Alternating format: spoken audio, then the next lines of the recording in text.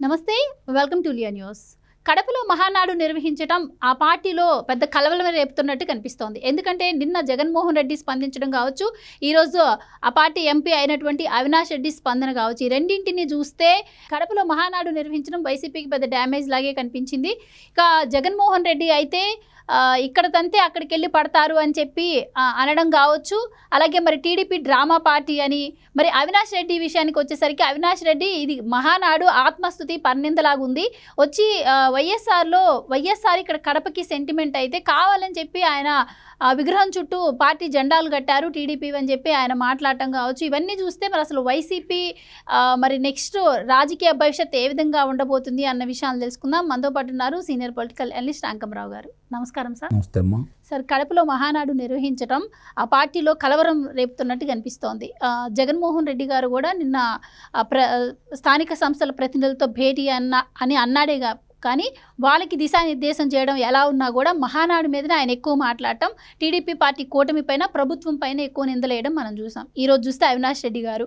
So ఎలా ఉండబోతుందంటారు next YCP party పరిస్థితి? అంటే ఇక్కడ ఏం జరిగిందంటే 1989 కావచ్చు, 2004 కావచ్చు, 2009 కావచ్చు, అప్పుడు రాజశేఖర్ రెడ్డి ముఖ్యమంత్రి అని ప్రచారం చేసి తెలుగుదేశం పార్టీ వ్యతిరేక పవనాల్లో అత్యధిక సీట్లు వాడు సంపాదించుకున్న మాట వాస్తవమే. కానీ ఇక్కడ గమనించుకోవాల్సింది ఏంటంటే కడపలో 1983, 1985, 1994, 1999 అలాగే 2014 గణనీయమైన స్థానాలు తెలుగుదేశం పార్టీ గెలుచుకోవడం కూడా జరిగింది. తిరగబడినాయి అనమాట అక్కడ చూసుకుంటా ఉంటే. అంటే ఇక్కడ మనం గమనించుకోవాల్సిన అంశం ఏంటంటే కడప జిల్లాలో కూడా మొట్టమొదటి నుంచి తెలుగుదేశం పార్టీ బలంగానే ఉంది. సరైన నాయకత్వం లేకపోవటం వల్ల రాజశేఖర్ రెడ్డికి చాలామంది, అంటే వాళ్ళ కోపం వచ్చినా పర్లేదు, చాలామంది నాయకులు రాజశేఖర రెడ్డికి లొంగిపోవటం వల్ల, ఇప్పుడు జగన్కు లొంగిపోవటం వల్ల అక్కడ బలహీనంగా కనపడతా ఉంది. కానీ ఇప్పుడు వచ్చినటువంటి కొంతమంది దాన్ని ఎదుర్కొంటున్నారు, ధైర్యంగా మాట్లాడుతున్నారు. వాస్తవంగా అటు రాజశేఖర రెడ్డి కావచ్చు, జగన్మోహన్ రెడ్డి కావచ్చు, కడప జిల్లాకు ఒరగబెట్టింది ఏమీ లేదు, పులివెందులకు ఒరగబెట్టింది ఏమీ లేదు అనే అభిప్రాయంలో ఈరోజు కడప జిల్లా ప్రజలందరూ కూడా ఉన్నారు. ముఖ్యంగా జగన్మోహన్ రెడ్డి వచ్చిన తర్వాత నీటి రంగ ప్రాజెక్టులకు సంబంధించి కావచ్చు, లేకపోతే అక్కడ మౌలిక వసతులకు సంబంధించింది కావచ్చు, ఆ జిల్లాకి ప్రత్యేకంగా చేసింది ఏమీ లేదు. తెలుగుదేశం పార్టీ చేసినవి కూడా చేయలేదు, కొనసాగించలేదు. ఇది కూడా గమనించుకోవాలి. చంద్రబాబు నాయుడు గారు పులివెందులకు నీళ్ళు ఇచ్చాడు, మరి జగన్మోహన్ రెడ్డి ఏం చేయాలి? వాటికి సంబంధించి అన్నీ పూర్తి చేయాలి. ఆయన సొంత జిల్లాలో అన్నమయ్య ప్రాజెక్టు ఆ రోజు కొట్టుకుపోయి మరి కొన్ని గ్రామాలు అతలాకుతలం అయిపోయి 43 మంది దాకా ప్రాణాలు కోల్పోతే 13 రోజుల తర్వాత వచ్చి అక్కడ సందర్శించాడు. గమనించుకోవాలి. వచ్చిన తర్వాత కానీ అంతకుముందు కానీ సరైన న్యాయం కూడా జరగలేదు, ఇప్పటికీ జరగలేదు. మరి మిగిలినటువంటి నీటి రంగాలకు సంబంధించినవి అన్నీ కూడా ఏది అట్లా గాలి కొదిలేసాడే తప్ప కొనసాగించాల. మరి అక్కడికి వచ్చేసరికి పారిశ్రామిక రంగం కింద చూసుకున్నా కూడా ఉక్కు సంస్థను స్థాపిస్తానని చెప్పని 2 సార్లు ఆయన శంకుస్థాపన చేయడం కూడా జరిగింది. అవి నత్తనాటకం నడుస్తూనే ఉన్నాయి. ఈరోజు చంద్రబాబు నాయుడు గారు చాలా స్పష్టంగా చెప్పాడు, 10 రోజుల్లో పనులు ప్రారంభం కాబోతున్నాయి కడప ఉక్కు పరిశ్రమకి అని చెప్పని. వీళ్ళు మొట్టమొదటి ఏదైనా సరే ఇక్కడ కడప ఇంకోట అని చూసుకోకుండా ఆంధ్ర రాష్ట్రం మొత్తం బాగుండాలి. ముఖ్యంగా రాయలసీమలో ముఠా తగాదాలని ఉక్కుపాదంతో అణిచివేసి అక్కడ ముఠా తగాదాలు లేకుండా చేస్తే రాయలసీమలో విస్తారమైనటువంటి భూమి ఉంది, పరిశ్రమలు పెట్టుకోవడానికి అనువుగా ఉంటుంది. శ్రీశైలం నుంచి నీరు కనుక అక్కడికి పంపించగలిగితే పరిశ్రమలు ఇబ్బడిముబ్బడిగా వస్తాయి. ఇక్కడున్న పిల్లలందరూ చదువుకోవచ్చు, వాళ్ళకు ఉద్యోగ కల్పన జరగవచ్చు, ఈ గొడవలు లేకుండా ఉండాలని చెప్పని చంద్రబాబు నాయుడు గారు ఆలోచిస్తున్నాడు. అలా ఉంటే ఎలా, మా మాట ఎలా సాగిద్ది? ఇక్కడ అభివృద్ధి జరగకూడదు, ఇట్లానే ఉండాలి, ఇక్కడ కొట్లాటలు జరగాలి, మా చేతుల్లో హతులు అవ్వాలి, మేమే రాజ్యం ఏలాలని చెప్పని వాళ్ళు ఆలోచిస్తూ ఉంటారు. వ్యత్యాసం అది వాళ్ళకి వీళ్ళకి ఉన్నది.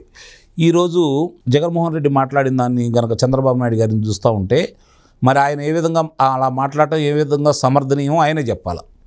ఒక మాజీ ముఖ్యమంత్రిగా చేసిన వ్యక్తి, ఒక రాజకీయ పార్టీకి 13 సంవత్సరాల నుంచి అధ్యక్షుడిగా ఉంటున్నటువంటి వ్యక్తి ఏ విధంగా ఉండాలి అనేది ఒకసారి ఆత్మపరిశీలన చేసుకోవాల్సిన అవసరం ఉందని చెప్పని ఆ ప్రాంత ప్రజలే ఈరోజు పెదవిరుస్తూ ఉన్నారు. కారణం ఏంటంటే ఓటమి ఎదుర్కొన్నా కూడా 52 స్థానాలున్న రాయలసీమ ప్రాంతంలో 49 స్థానాలు నీకు అప్పచెప్పి 2019లో గణనీయమైనటువంటి విజయాన్ని అప్పచెప్పిన తర్వాత కూడా నువ్వు ఏం చేసావు అనేది ఒకసారి ఇంటికి చూసుకుంటే ఈరోజు ఆ ప్రాంతంలో 7 స్థానాలు మాత్రమే వచ్చినాయి. 45 స్థానాలు కూటమికి రావడం కూడా జరిగింది. మరి ఇంత వ్యత్యాసం ఎందుకు వచ్చింది? 49 స్థానాల నుంచి 7 స్థానాలకు ఎందుకు పడిపోయారు? 42 స్థానాలు ఎందుకు కోల్పోయారు? ఇప్పుడు కూడా ఆలోచించుకోవట్లేదు వాళ్ళు. అంటే అతని పరిపాలన ప్రజలు చూశారు, అతను ఏదో చేస్తాడన్న నమ్మకం లేకుండా పోయింది కాబట్టి. ఇక ఇప్పుడు అవినాష్ రెడ్డి మాట్లాడుతున్నాడు. ఏమని మాట్లాడుతున్నాడు? అక్కడ కడపలో రాజశేఖర రెడ్డి గారికి అవమానం జరిగింది, రాజశేఖర రెడ్డి గారిని అవమానించాడు, ఆయన చుట్టూ తోరణాలు కట్టారు. సరే, మామూలుగా రహదారుల మధ్య మామూలుగా ఆయన విగ్రహాలు ఉన్నాయి, అక్కడ వీళ్ళు తోరణాలు కట్టుకున్నారు, వేడుక జరుగుతూ ఉంది, కడపలో వేడుక జరుగుతూ ఉంది కాబట్టి అక్కడ కట్టుకున్న మాట వాస్తవమే, కాదంటలేదు. ఈరోజు రాజశేఖర రెడ్డి గారి చుట్టూ తోరణాలు కడితే అవమానం జరిగినట్ట, రాజశేఖర రెడ్డి గారి సతీమణిని అవమానకరమైన రీతిలో పార్టీ పదవి నుంచి తొలగిస్తే అది రాజశేఖర రెడ్డి గారి కుటుంబానికి అవమానం జరిగినట్ట, వాళ్ళ కుమార్తెని అవమానకరమైన రీతిలో ఇష్టారీతిగా మాట్లాడి మామూలుగా సోషల్ మీడియాలో ఇష్టం వచ్చినట్టు ఆమె మీద రాతలు రాస్తే, ఆమె వ్యక్తిత్వహననం చేస్తే అది అవమానం చేసినట్ట. ఒక్కసారి ఆత్మపరిశీలన చేసుకోండి. రగిలిపోతూ ఉన్నారన్నారు. ఎవరెవరికి రగిలిపోతూ ఉంటారు అంటే, మీరు అక్కడ గొడవలు లేకపోతే మీ పబ్బం గడవదని, మీ ఆధిపత్యం నిలబడదని చెప్పని గొడవలను పెంచడానికి మీరు ప్రయత్నం చేస్తున్నట్టు కనపడుతుందే తప్ప అక్కడ సమస్య అది కాదు. రాజశేఖర రెడ్డి గారి మీద ఉన్న ప్రేమ కాదు, మహానాడు అక్కడ పెట్టారన్న అక్కసై ఉంది కాదు. రాజశేఖర రెడ్డి గారి మీద ఉన్న ప్రేమ కాదు, రాజశేఖర రెడ్డి గారి కుటుంబం మీద అవినాష్ రెడ్డికి ప్రేమ లేదు, అందుట్లో ఎలాంటి సందేహం కూడా లేదు. ఉంటే ఆ రోజు వాళ్ళిద్దరి గురించి మాట్లాడేవాడు కదా, మాట్లాడలేదు కాబట్టి అసలు దాని గురించి అసలు ఆలోచించాల్సిన అవసరమే లేదు. ఇప్పుడు వివేకానంద రెడ్డి గారి హత్యలో ప్రధాన పాత్ర అతని పేరనే చెబుతున్నారు. ఇంకా వాళ్ళకేముంటుంది అక్కడ? స్వయంగా సునీత గారే చెప్పారు, గత వైరుధ్యాల వల్ల మీ మనిషిని చంపేసాం, దాంట్లో తప్పే ఉందన్నట్టు వాళ్ళు మాట్లాడారని చెప్పని. అంటే అది స్పష్టంగా అందరికీ తెలిసిన తర్వాత, కడప ప్రజలు కూడా తెలిసిన తర్వాత నిన్ను మళ్ళీ గెలిపించుకోవటం కడప ప్రజలు ఎక్కడో ఏదో లోపం చేశారు, అది గమనించుకోవాలా. ఎక్కడో ఏదో లోపం జరిగింది. వాస్తవంగా నువ్వు ఓడిపోవాల్సినట్టు గెలిచావు.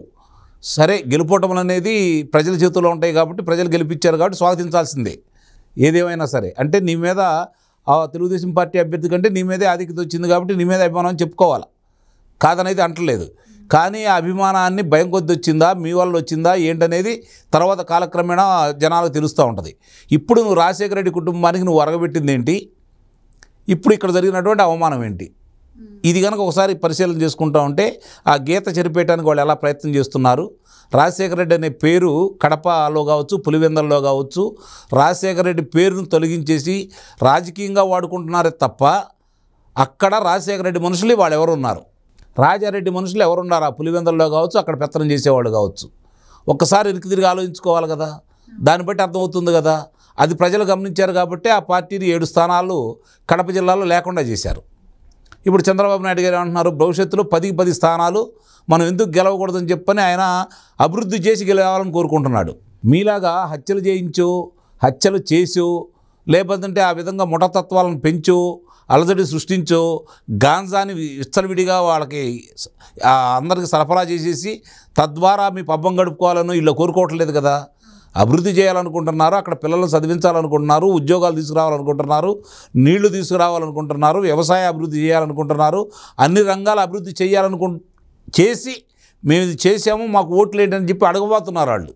ఇప్పటికే మీ పునాదులు కదిలిపోయినాయి, మీకు అర్థమైపోయినాయి.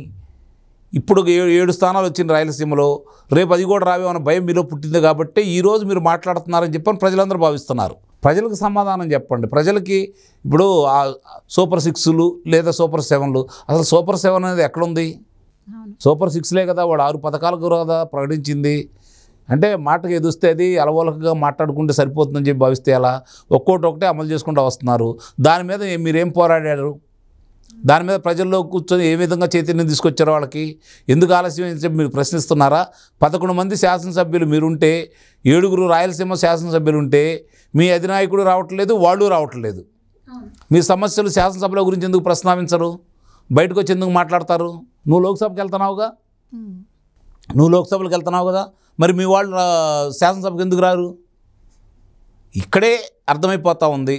ఎందుకంటే గత 5 సంవత్సరాల్లో జరిగిన దోపిడీల గురించి కావచ్చు, హత్యల గురించి కావచ్చు, దొంగతనాల గురించి కావచ్చు, ఈ యొక్క భూములను స్వాధీనం చేసుకునే విధానం కావచ్చు, ఆస్తులను స్వాధీనం చేసుకునే విధానం కావచ్చు, పరిశ్రమలు తరలిపోయిన విధానం కావచ్చు, విద్యుత్ రంగంలో కావచ్చు, ఇసుకలో కావచ్చు, గనుల్లో కావచ్చు, ఏం జరిగినాయో ఏంటో వాళ్ళు వరుసపెట్టి బయటికి తీసి దానికి కారకులైన వాళ్ళందరినీ ప్రజల ముందు దోషులుగా నిలబెట్టి న్యాయస్థానం ముందు దోషులుగా నిలబెట్టే క్రమంలో వాళ్ళు ముందుకెళ్తున్నారు.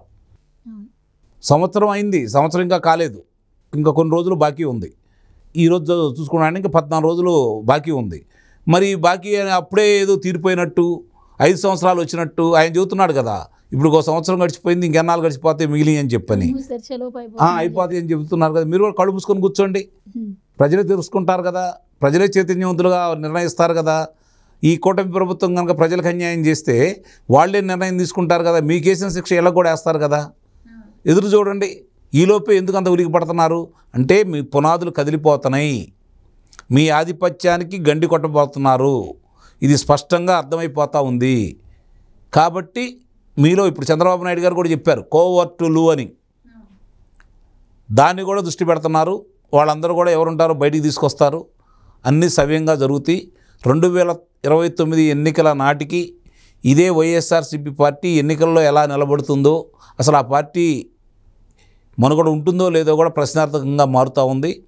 నువ్వున్నావు, నీ తండ్రి ఉన్నాడు, ఆ తర్వాత జగన్మోహన్ రెడ్డి ఉన్నాడు, వరుసనే అదుపులో తీసుకోవడానికి సిద్ధంగా ఉన్నారు. ఈ కూటమి ప్రభుత్వం మీ తప్పులన్నీ బయటపెట్టేసి చూడాలి. అప్పుడు కూడా ఇలానే మాట్లాడండి, అప్పుడు కూడా దీని గురించే ప్రశ్నించండి, అప్పుడు ప్రజలే ఒక తీర్పు ఇస్తారని చెప్పి అయితే నేను భావిస్తున్నాను. థ్యాంక్ యూ సో మచ్ అండి. Please subscribe to Leo news for more videos.